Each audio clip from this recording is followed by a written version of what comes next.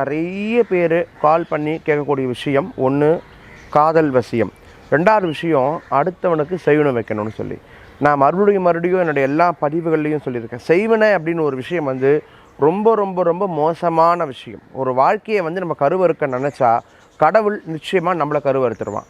ஏன் அப்படி சொல்கிறேன் அப்படின்னா, செய்வனை எந்த அளவுக்கு நீங்கள் கேட்குறத உங்கள் ஆசையை நிறைவேற்றி வைக்கிதோ, கெடுதல் துர்தேவதைகளை வச்சு நம்ம செய்யக்கூடிய வேலைகள், நீங்கள் அடுத்தவனை அழிக்க சொல்லி கொடுக்கக்கூடிய ஒரு கட்டளை அதே வேகத்தோட உங்கள் குடும்பத்தையும் உங்களையும் தாக்கும்.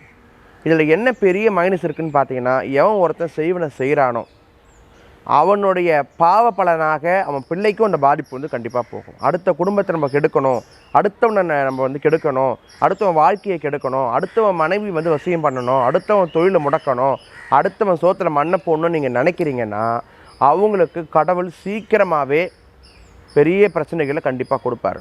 அவன் அனுபவிக்கிறத விட மரண கொடுமையை நம்ம அனுபவிப்போம். தயவு செய்து சொல்கிறேன், செய்வனை தூக்கு கயிறு மாதிரி கத்தி எடுத்தவனுக்கு கத்தியால் தான் சாவு அப்படின்றது மாதிரி செய்வனை செய்கிறவனுக்கும் செய்வனையால் தான் சாவு. செய்வனை சர்வசாதாரணமான விஷயம் கிடையாது.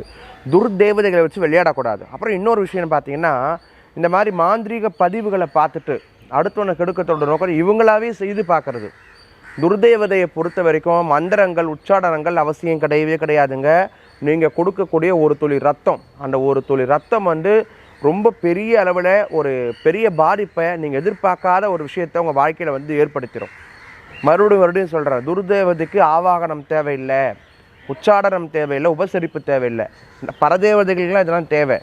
நீங்கள் விளையாட்டு விஷயமாக சோஷியல் மீடியாவில் பார்த்துட்டு பண்ணக்கூடிய விஷயங்கள் பெரிய அளவில் உங்கள் வாழ்க்கையை பாதிச்சிடும்.